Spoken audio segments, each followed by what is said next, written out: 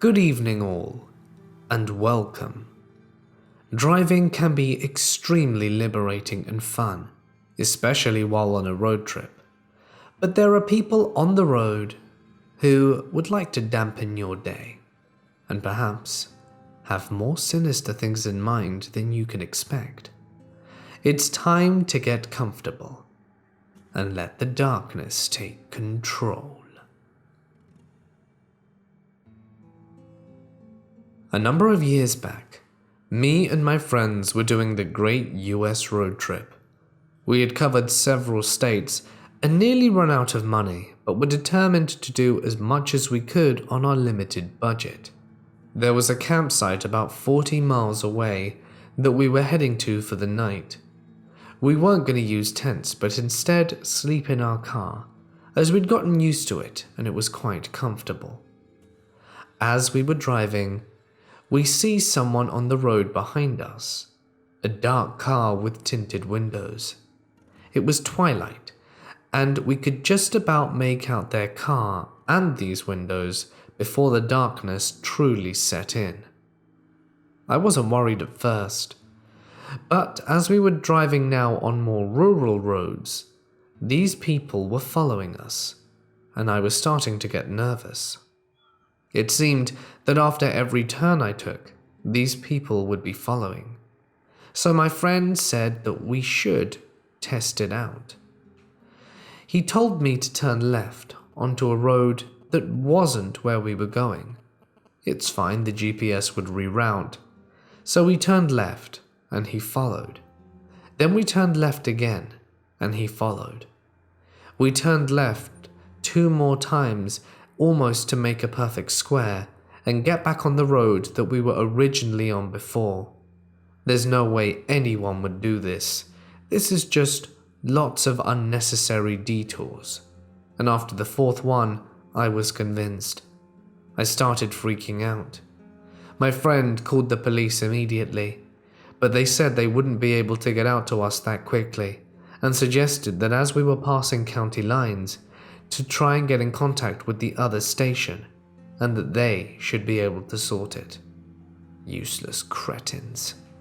So my friend tried doing that, while I was focusing on this driver. It was getting to the point where he was speeding up and trying to hit our rental vehicle with his. Not only was I freaked out for our safety, but if there was a scratch on this thing, I wouldn't be getting my deposit back. And as a very poor student at the time, that concerned me almost equally as my life. Sad, I know.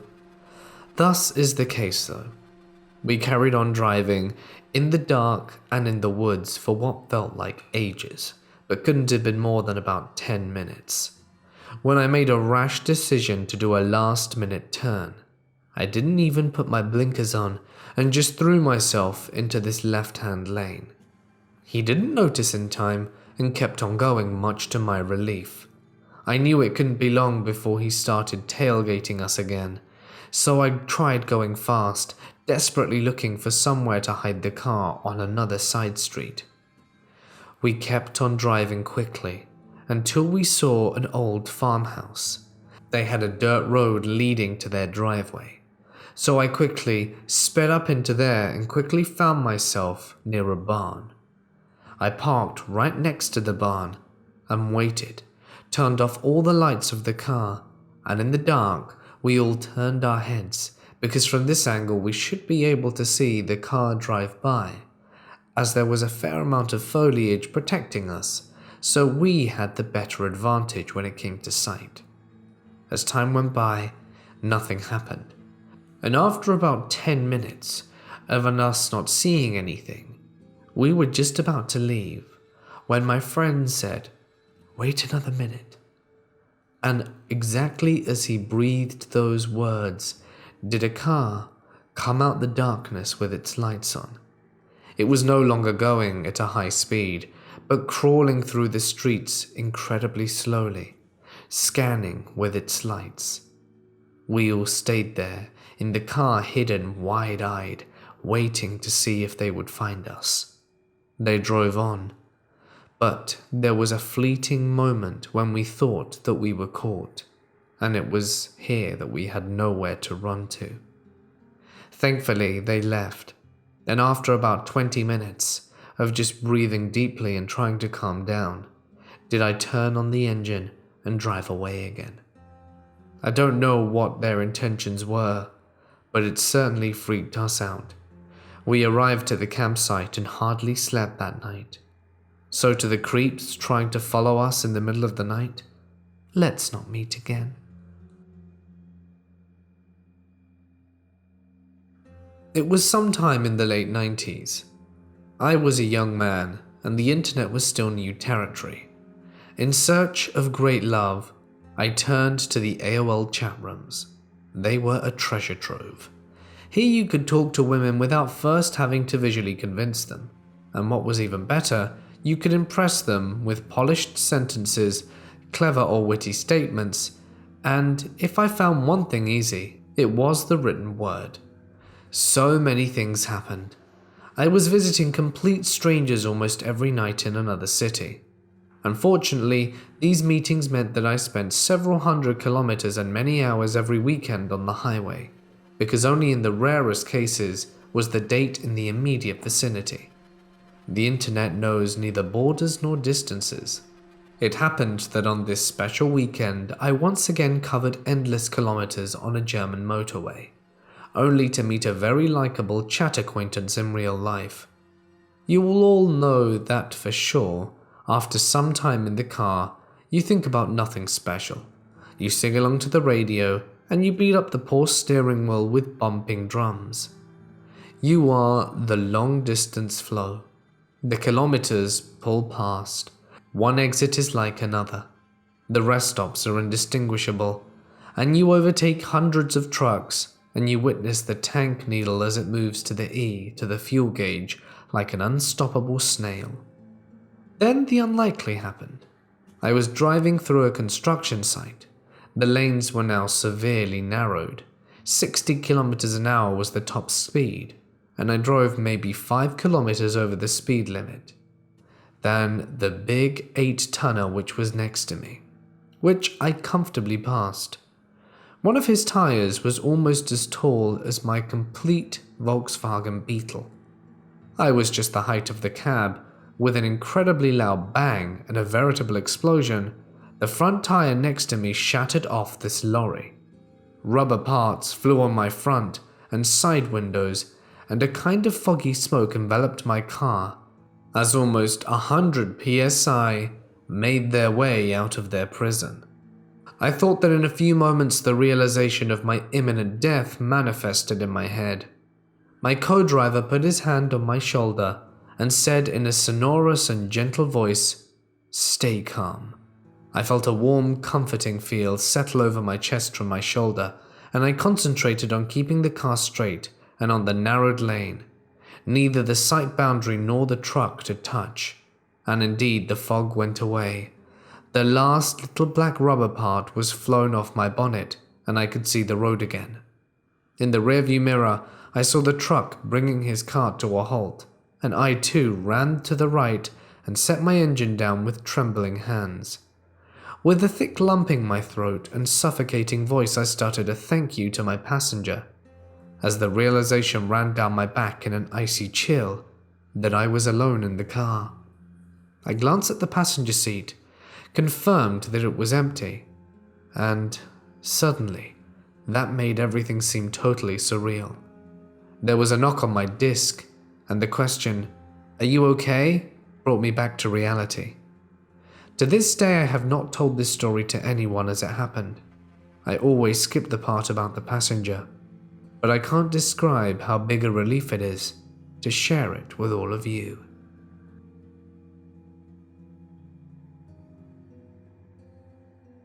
Last night, I was coming home from dinner out with a friend who I haven't seen in a while. It was pitch black out, and around 9:40 p.m. when I was finally driving home. I had not been drinking or smoking or anything like that at all. I really wanted to avoid a particular highway because I hit a deer on this highway back in January. The setup is two-way one lane in both direction. Well, as I'm getting pretty close to home, maybe about 3 miles out from my house, I have to make a left turn. And at this point, there's 2 left turn lanes that merge into one lane again shortly after you turn. I was the first car in the right lane to turn, and car X was the second vehicle in the leftmost turn lane. As we finally get into the green light, I'm going kind of slow, as I'd been up since 2 a.m. And I, as the first car of the leftmost lane, gets in front during the merge. As I begin to merge over, I see the very front of car X, a giant white Bronco-type vehicle, attempting to overtake me. The problem with this is the front end of their vehicle is only by the gas cap on the end of mine, so they can't overtake me without hitting me. So I speed up a little to successfully make my merge, and they do a big swerve to the left, then another full swerve to the right. I slowed down to see if they're okay or if we made contact, but I didn't feel any contact, and when I looked at my car later, I had no damage. They immediately start speeding up and turn their brights on and start tailgating me. So I'm trying to play it cool and disengage from road rage, and continue driving normally until we reach the next light where it splits into 2 lanes again. I go into the right lane and they stay in the left lane, and I ended up going around another vehicle and getting in front of them so that there's a buffer between us now. The lanes merge again immediately after this light, and then I make a right turn off the street. Now I'm in the main road in traffic in downtown, and going kind of slow again. I've calmed down thinking I've gotten away from whoever angry car X was, so I turn back onto the 1-lane road to continue going home, and see that car X parked in the closed gas station. I actually didn't notice the car at all. I totally forgot about it and was just ready to go to bed.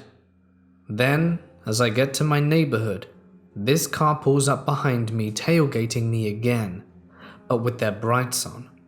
I wasn't sure what to do as I'd never been in this situation before, so I kept making turns on random streets in my neighborhood, and I never went into the real part of the neighborhood I live in. After 2 turns, I have confirmed that they are in fact following me, so I pull over and roll my window down. If they have something to say or want to file a report or get the police involved or whatever, let's just do this, because I want to go home and sleep. I think they'll pull up and curse me out or say whatever. But no, they sped past me and pull into a driveway as if they live there. Weird. So I sit there for 30 seconds because I'm not sure how to handle this. Is it all in my head? Were they just going home and are annoyed at me? Should I call the cops? What would I even be reporting? That nothing happened but I'm scared? So I drive off, and in my rearview mirror see them turn their lights back on and make a U-turn. Now I know full well they were following me. I actually made a U-turn because I wanted to get their plates. I couldn't know if they were behind me because they had their brights on. They ended up parking at a separate house on the other side of the street and opened the garage. I know they actually lived there. At this point, I'm pretty pissed off at the lengths this person went to just potentially follow me home. And for what? For me merging into a lane? How petty. I actually kept driving in the neighborhood. My gut told me not to go home, and I hate going home angry. My family can always sense it. As I'm driving, I opted to go to a 7-Eleven on the corner. I parked there and started doing breathing exercises. It was now 10:15 p.m. I noticed a silver car that was previously parked on the street where car X is garaged and had 2 skinny-looking teenagers who appeared to be looking for coins. One of them eventually goes to the 7-Eleven to buy something, so I think I'm just being paranoid and ignore the vehicle. However, on the corner I see another white vehicle. This one is a Jeep Compass, and they're sitting there stopped in the middle of the road, and there's no traffic in town. At this point, it's just a car sitting on the road, and it's really creepy. I've never been one to shy, so I turn my car back on and get on the road.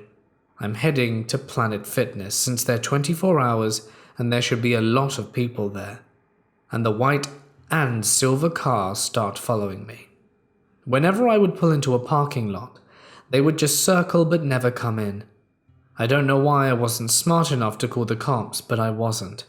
Hindsight is 2020.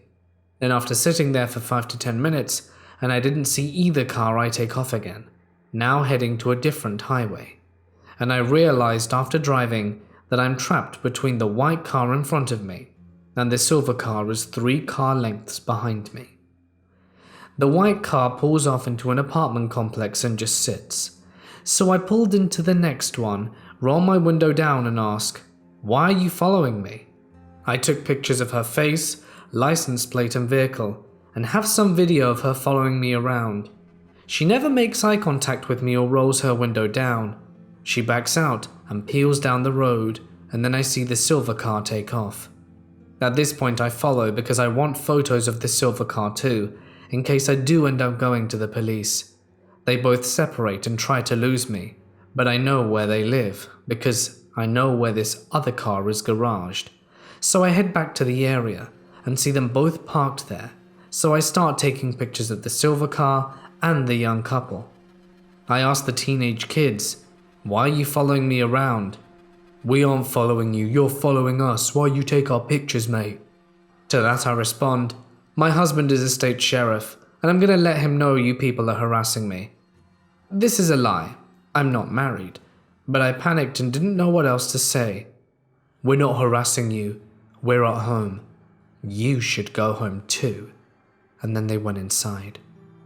This address was clearly having a party. Lots of cars in their driveway and on the street. I'm too wound up to drive home again, so I decide to do 2 more laps around the neighborhood to calm down. It's 11:15 now. I finally calm down and drive around town to the end of the neighborhood I live in. That's when I notice a burgundy crossover that could possibly be following me. At this point, I think there's no way they got a third person to do this, so I'm just driving normal but watch them from behind. Everywhere I go, they go. So I pull into the driveway of a house for sale and sit and turn my lights off and put my car in echo mode so you can't hear it running. They're just sitting down the street watching me. Then they take off. And where do they end up parking? Where the original car is garaged. So I get more pictures of this house and all of the cars and license plates.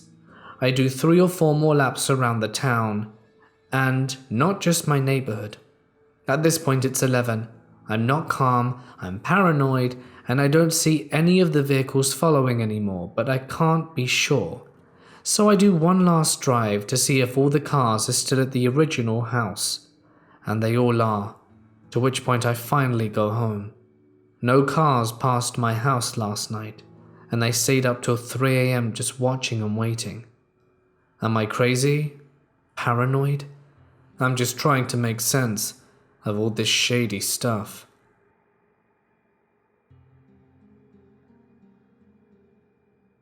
This happened just a few weeks ago on a Friday. It was late at night around midnight. I had 2 friends in my car. We were coming back from a restaurant to celebrate finishing up the school play. I just dropped the first friend off and was now making the 4 or 5 mile drive to my second friend's house. It's a narrow road that cuts through some pretty dense woods. She was in the front seat, and we were listening to ballads and just talking about life. Not a big deal. I was behind a deep red pickup truck that had a motorcycle in the bed of it the entire way. I wasn't tailgating them, nothing. Even though the driver was going a bit slow for my tastes and swerving around just a tad too much. When I'm just about to reach this intersection, that's not even a block from my second friend's house, this guy pulls over, seemingly for no reason. He just pulled over to the side of the road about a car or 2 lengths from the blinking red light. As I pass him to a stop up ahead, I see his face. He has a pretty generic face, nothing unusual, but he's staring right at us with anger in his eyes. The hairs on the back of my neck stand, and I just sense something isn't quite right. My friend looks out the window and says, "What is he doing?" Shakily, I look at my rearview mirror and see this guy is getting out of his seat, pulling a ski mask over his face and wielding a huge 10-inch knife in his hand. He started sprinting at my car, almost reaching the passenger side.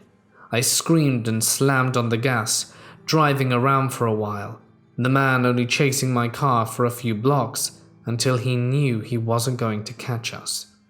When I got back to the intersection minutes later to drop my friend off, he was gone.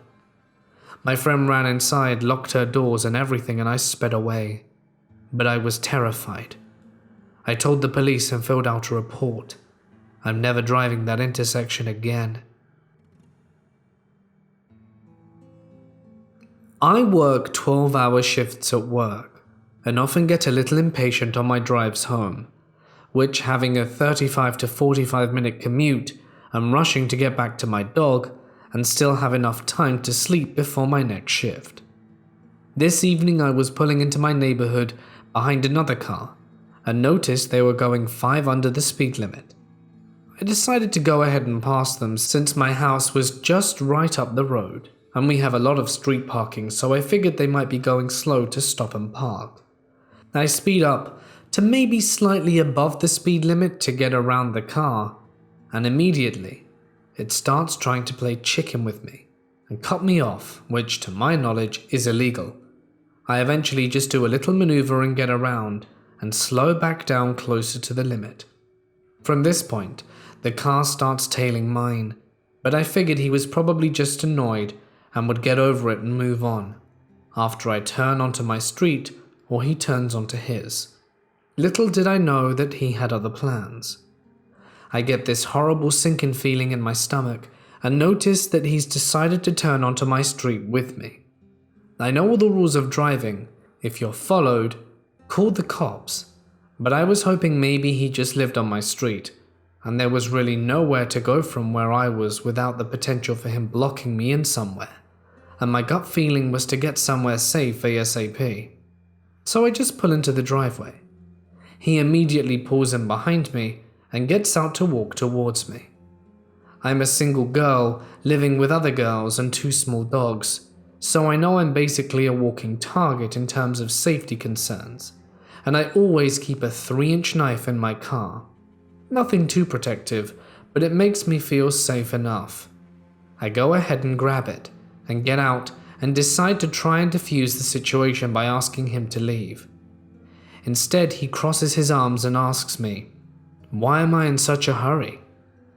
I'm not super familiar with self-defense laws, but I didn't want to actually open the knife and risk getting in trouble for threatening someone, and decided to inform him he needs to leave immediately and that I have a knife, in case he wanted to try something. I wanted to be clear he was trespassing and that I was armed.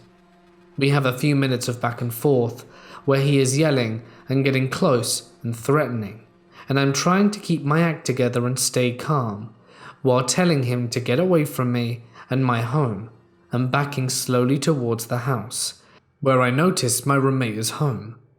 I pulled the knife out into view, and he backed away a bit, deciding to get into his car at that point. He starts yelling out his street numbers as he takes off and tells me to come to his street. Needless to say, I was extremely shaken up and did end up having the police and neighborhood security take out a report and have our neighborhood mention it for the evening. Now all that's left to do is have a beer and sleep with one eye open. This happened about 2 years ago. I had just started my first year at a junior college. My friend and I shared a night class, and I frequently gave her a ride as she didn't live too far from me. We approached an intersection close to my college's parking lot, and I stopped at the stop sign, looking both ways. I saw a maroon truck in the far distance, like very far away. It is important that I emphasize I had plenty of time to make my turn without putting us in any danger. After making my turn, I checked my rearview mirror. I heard a noise, as if someone had literally floored their gas pedal, and the truck was closing its distance behind me quickly. My friend and I were a little peeved, but the entrance of the parking lot was close, and we figured we'd lose him when we turned into the park. Nope. He followed us into the lot. He even followed me as I circled around. I parked my car, and so did he, and he got out of his truck. He was pretty old, probably in his late 60s or early 70s. He yelled at me to get out of my car, and I stayed put, telling my friend not to leave either. He shouted expletives at us, telling me I cut him off and could have killed him. He told me I shouldn't text and drive, but my phone was tucked away in my book bag. I'm glad I locked my car, because the guy started banging on the window and literally tried opening the door. He got back in his truck and found the school's security police that roamed the campus, honking them down and making them come into the parking lot. My friend and I had since parked in a different spot away from him, but we didn't feel safe enough leaving our car. He sped off after speaking with the police officers. We finally got out of the car, and when he approached us, we explained our side. He told us he could see why we were shaken. According to the officer, he was screaming like an unhinged maniac. He told us to just be careful when driving and let us go on our way. I stand by the fact my turn was safe, but even if I hadn't been, displaying that amount of road rage was completely unnecessary and terrifying. This happened back in March.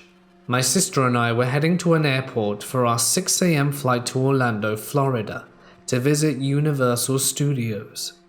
This incident happened between 3 to 3:30 a.m. We're driving along the interstate when we come up behind a semi-truck.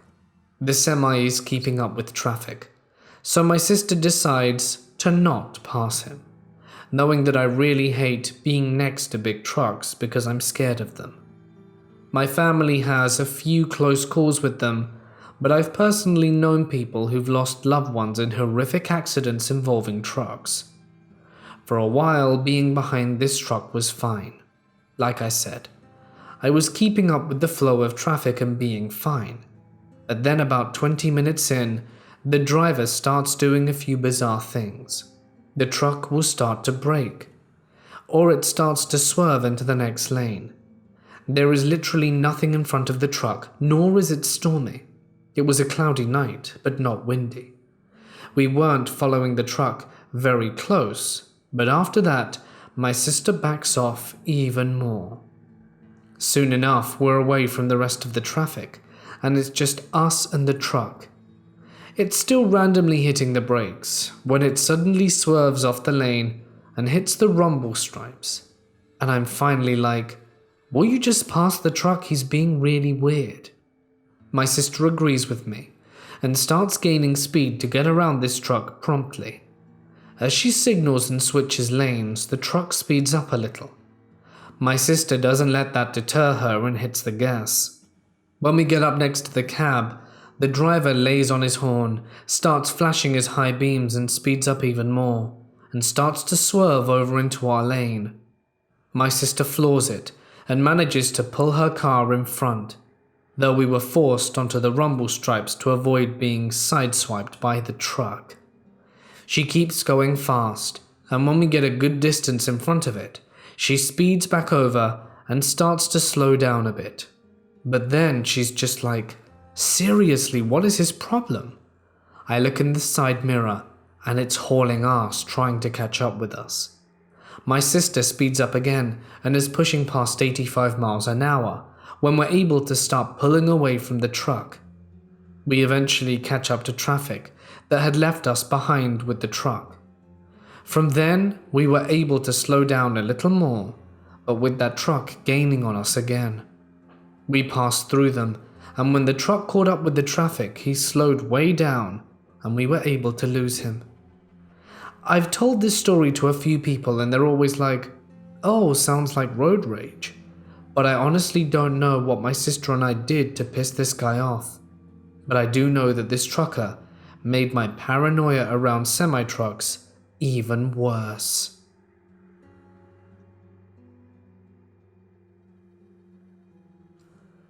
I've had my license for about a week, and I took full advantage of it and drove down to see some friends.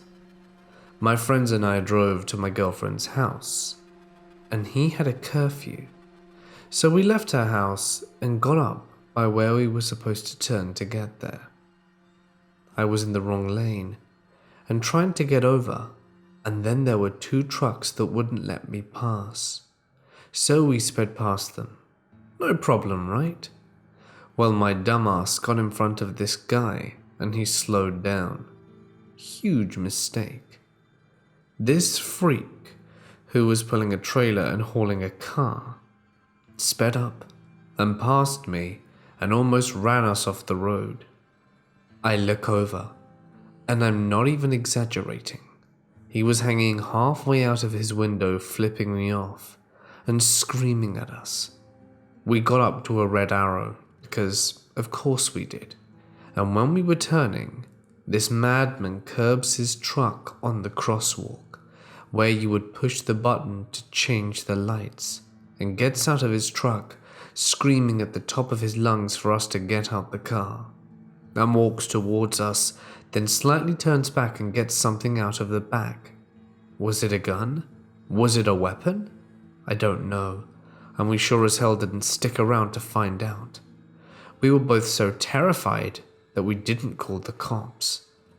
But if you're hearing this somehow, and you saw that we were kids and didn't stop, you would have stomped the crap out of two kids.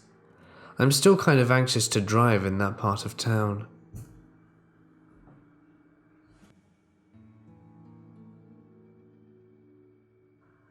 About 19 years ago, I had a frightening incident while driving home from work in the evening. I was driving down a narrow one-way street with tall, sharp speed bumps when I see in my rearview mirror a rumpled and unshaven-looking driver who looked to be in his late 40s in a gold minivan coming up quick to my rear bumper. He stays barely a foot behind my car, squealing his brakes and nearly rear-ending me several times. He starts to honk his horn in long, angry blasts and yells at me out of his window. I sped up a bit and didn't want to break an axle or suspension on my old compact Toyota, trying to please this aggressive dude. At the end of the street, I turned onto this larger boulevard, thinking that there would be at the end of it. He follows me. My heart starts to pound. After about half a mile and a few left, and right turns, he's still behind me. I pull over into a space on a side street, and he follows and pulls up and parks right behind me, confirming he is definitely tailing me. He opens his door and steps out to approach my car, his face in a snarl of anger. I quickly pulled out of the parking space.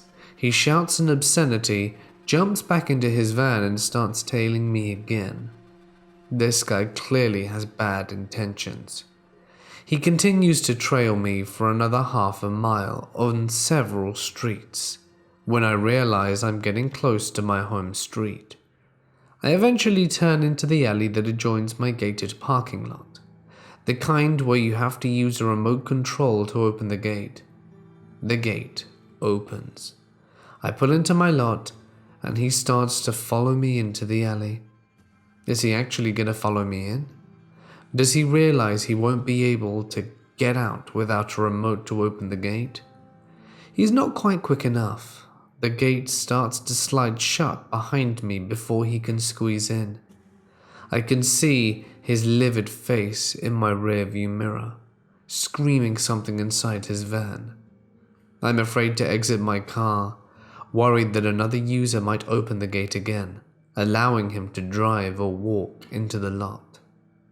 There was also a pedestrian entrance to the lot off the main street, but it required a key. He continued to block off the alley for about 5 minutes, until another car drives up and honks their horn for him to get out the way. He eventually backs out and drives off. My heart finally slowed down. This was before I knew where the closest police stations or fire stations were, and before anyone had a cell phone. I didn't report the incident when I got home because I had been too flustered to take down his number plate. Frankly, the police most likely wouldn't have done anything anyway. Road rage guy, let's not meet again. Not long ago, I was on my way to work. I was exiting the freeway and the exit lane merges into the feeder, or whatever. I'm starting to merge and in my rearview mirror, I see a truck coming up fast in the far lane. It was another car in that same lane just ahead of him. This jackass pumps from behind this car and into the lane that I was merging in, and he almost rear ends me while I was merging. He lays on the horn, then rolls beside me at the stoplight a little later and starts cursing at me, calling me all kinds of names. It's about 4 a.m. I'm heading to work and thinking it's early for this and just look forward to not paying him any mind. I see his door open and this little 5'0" chubby male guy jumps out. I'm 6 foot, 215 pounds and in my late 20s. I lift weights at least 3 times a week. And he comes up to my passenger window talking about how he wants to fight and to get out, spitting at my truck. I'm guessing he thought I was scared of him because I wouldn't look his way. I'm very nice and calm, and it takes a lot to get me out to that point of crazy. I'm thinking this guy has serious road rage. Plus, it's Houston, Texas, where guns are an everyday thing down here. So by this time I started yelling and cursing back at him. I have a very deep voice, and I see it kind of spooked him once I started talking, and then I had to get out my truck. By the time the lights turn green, I'm stepping out, and he gets back in his truck and drives off, yelling something. I think it called me the M-word. Idiot.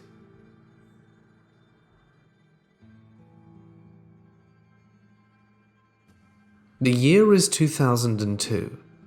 It's late at night, and I'm driving to my parents' house that's some way outside the city, basically in the middle of nowhere. A truck cuts me off at an intersection on my way to the highway. I had right of way and would have plowed straight into the truck if I hadn't slammed on the brakes. I honk the horn at him and give him the middle finger, which I doubt he sees, and pass him as we get onto the highway. A while later, I turn off the highway and notice that the same truck turns the same way. The roads are smaller and it's dark, so I'm driving at the speed limit and the truck catches up to me. He's getting uncomfortably close, and even though I start speeding up, he just gets closer and closer. When the truck is about 3 feet from my rear bumper, I accelerate as fast as I can, and he gets a couple of 100 yards between us, so I can quickly turn to the next intersection. He follows. I hit the accelerator and turn again, when the next intersection comes along. So I'm racing down these country roads that are barely wide enough for the truck, and this arsehole is keeping up. My heart is pounding like crazy, but I also know the area and the roads, and was about to get into roads that run through the woods. I turn off my headlights, drive like a maniac, and manage to turn into an even smaller road, which I doubt he could have seen me doing.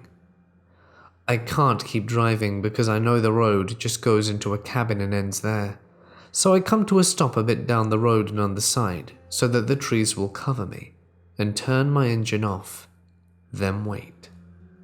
After a while I can see his headlights on the road I turned off from. He's driving slower now. He stops at the intersection and shines a flashlight down the road where I am. He's looking at my direction for what feels like minutes. I hope the flashlight can't reach all the way to where my car is. Finally, he drives away. I waited for 5 more minutes and then head back to the main road and continue to my parents' house.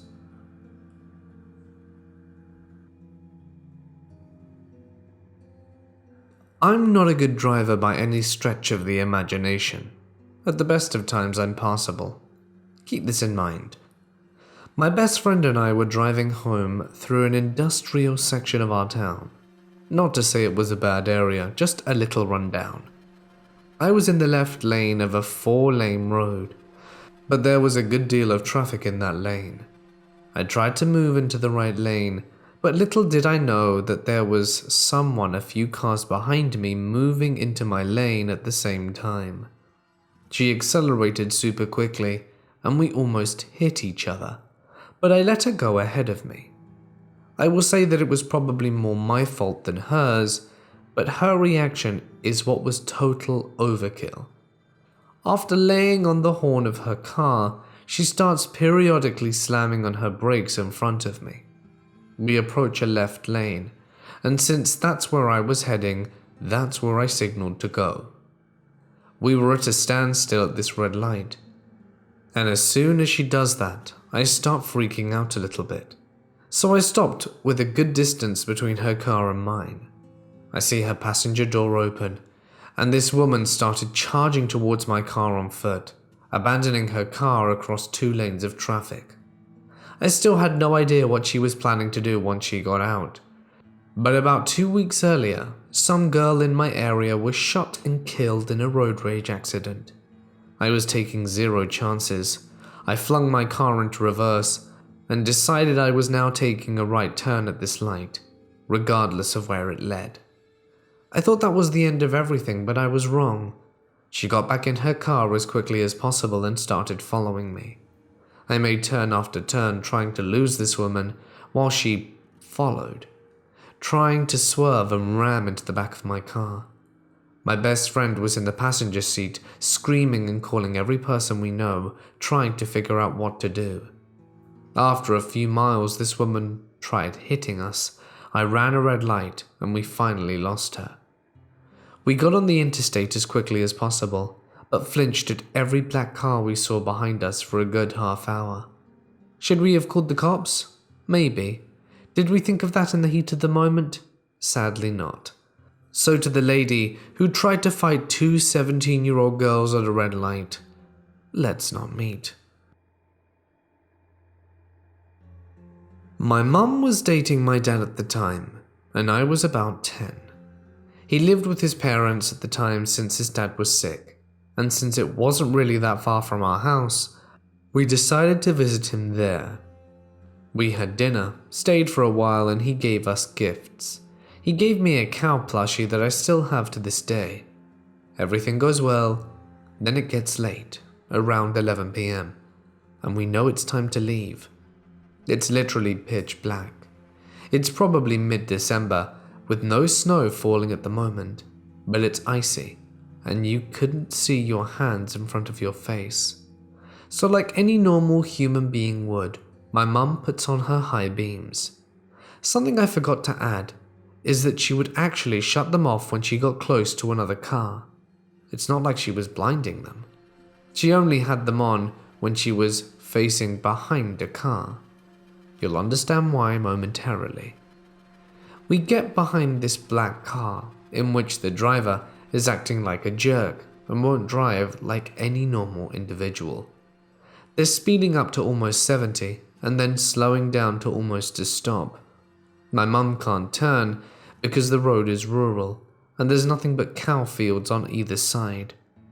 There was nowhere to go, and we end up behind him with an extremely aggravated driver behind us. It gets a bit harder to see again, so my mum puts on her high beams, a fair distance away from the black car, because why wouldn't you when you are far away? But of course the driver stopped in front of us, completely. Then this huge, burly, big-built man starts springing over to our car at full speed. I start screaming and crying and see that he's holding a blunt object in his hand. My mum recoils as she fears for the worst as she looks around, trying to figure out how she could escape. There's a car coming from the other way, so she can't turn around. His car is in front of us, so she can't hit the gas. There are only fenced-off fields around us. He pounds on the windows like the FBI and starts screaming and swearing at us. He threatens us, saying that he'd kill my mum if he ever caught her with her high beams on again.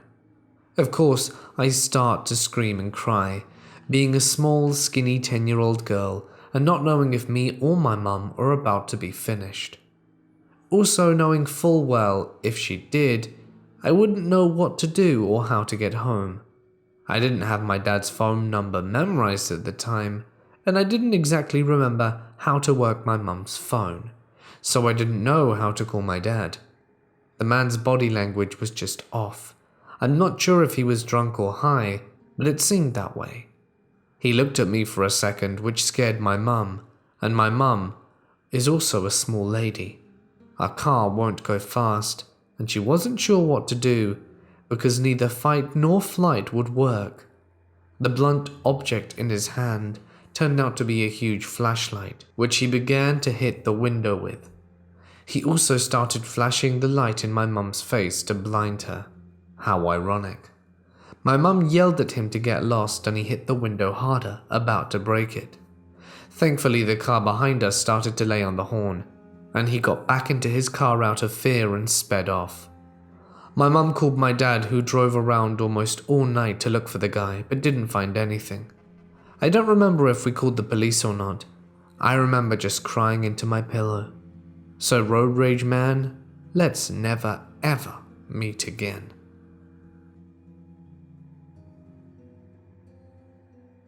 This happened a few summers ago, as my boyfriend and I were driving home along a remote forest service road in British Columbia, Canada. Returning from a camping trip, we're pretty familiar with the area we're in, having camped there several times before. Typically the only people we've encountered out there, a good 70 kilometers from paved roads, are fellow campers in off-road vehicles or logging trucks on the job. This particular day was beautiful, sunny and warm. Mid-June. We were bumping down the road at a good clip when we saw a man come out of the bush and begin frantically waving at us. Very odd. We slowed down and came to a stop, with my boyfriend rolling down the window to see what this guy had to say. I was in the passenger seat, and as soon as we slowed down, I picked up a weird vibe. He was wearing a blue plaid construction worker's flannel coat, much too heavy for the warm weather, with khaki pants and work boots, was clean-shaven with messy grey-brown hair, pale skin and large glasses. He was maybe 50 years old, but let me stress how unusual it is to run into someone way out here without a vehicle. This guy was fairly soft-spoken and calmly, almost robotically said to us that his car battery is dead and asked us for a jump. Sure, we believe in road karma and always want to help people out that are in trouble when we're out in the bush. But where's the car? He tells us that he's been fishing all day and had been playing his radio and it caused his battery to die. His car is down a very overgrown side road a little further up the main road. He walks ahead while we slowly follow behind him in our truck. Both my boyfriend and I are a bit weirded out, and we joke around to each other as we're following him, that we hope he's not luring us into the bush to kill us. Except I legit felt on the edge, and this joke didn't seem that funny. We followed him about 150 meters down the overgrown side road into a small, heavily treed area, just wide enough for about 4 cars to park side by side. We never would have noticed this road if it hadn't have been pointed out to us, because bushes had nearly covered the entrance. Sure enough, the car is there, an older model beige Chevy that looks very unsuited for the rough logging roads. The trunk is open for some reason, and a blanket is draped over it. The hood was already popped on the car, so my boyfriend got out, grabbed our jumper cables from the back seat of our truck, and began affixing the cables to the car. Meanwhile, I swung my leg over the center console and slid into the driver's seat. I felt very uneasy and looked around the cab for anything that could be a weapon. all the while telling myself I was being silly. But nonetheless, I wanted to act if something threatening happened. The guy chatted with my boyfriend jovially, telling him about his buddy who he was fishing with, but who went on again without him. His friendliness seemed forced. He stood back, allowing my boyfriend to do everything, lingering behind him watching him while my boyfriend got the car batteries hooked up. There was an awkward pause and my boyfriend had to prompt the guy to get into his car to crank it over. Throughout this, I sat in the driver's seat watching, feeling tense. The car fired up easily, and the guy got back out of his driver's seat, said thank you in an oddly intense way, and my boyfriend removed the cables, hopped into the passenger seat without bothering to put the cables away properly, and the moment the passenger door closed, I was reversing down the narrow side road with branches scraping across both sides of our car.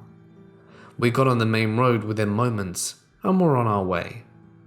My boyfriend told me the guy watched us the entire time as we backed down the road. He could have just been a really socially awkward guy with a legitimate dead battery, but I couldn't help but feel that his intentions were more sinister, and the fact that I stayed vigilant in the car and that my boyfriend was officially competent with the jumper cables helped us dodge a bullet. Not sure if the battery really was dead, but neither of us remember seeing any fishing gear. I work at San Diego International Airport. I fuel aircrafts and do a lot of doubles and overtimes, so most of the time I'm working. This is why this is relevant.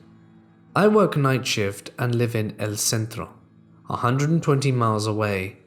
So when I'm not working, I'm on the road, and I commute a lot. So by now I'm pretty familiar with my route. There is this particular spot where if I need to take a leak, I can exit the freeway and be out of sight from the rest of traffic. This spot is about a half-hour drive up into the mountains. There's nothing around for miles, but a highway patrol or border patrol stationed somewhere in the mountains, since the border is a few miles south. I exited my vehicle, turned the engine off and killed the lights, went on to do my business. When I was done, I thought I heard footsteps nearby, but it was so dark and foggy I could barely make out a figure. But the occasional passerby of a vehicle on the freeway, it's very quiet. I hop in my car, start the engine and switch on the lights, on purposely steering in the direction of the figure.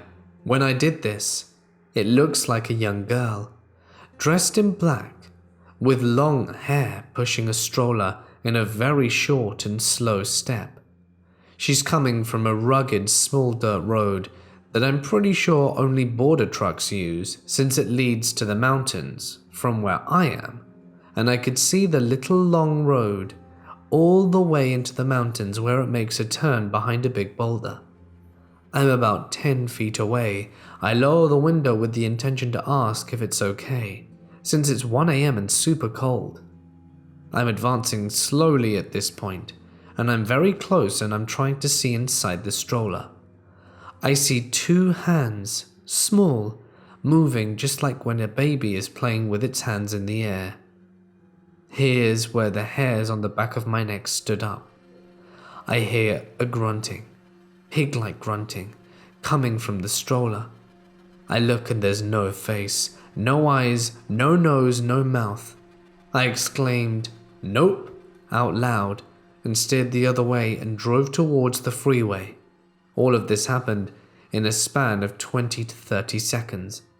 All I know is that I won't be stopping there anymore.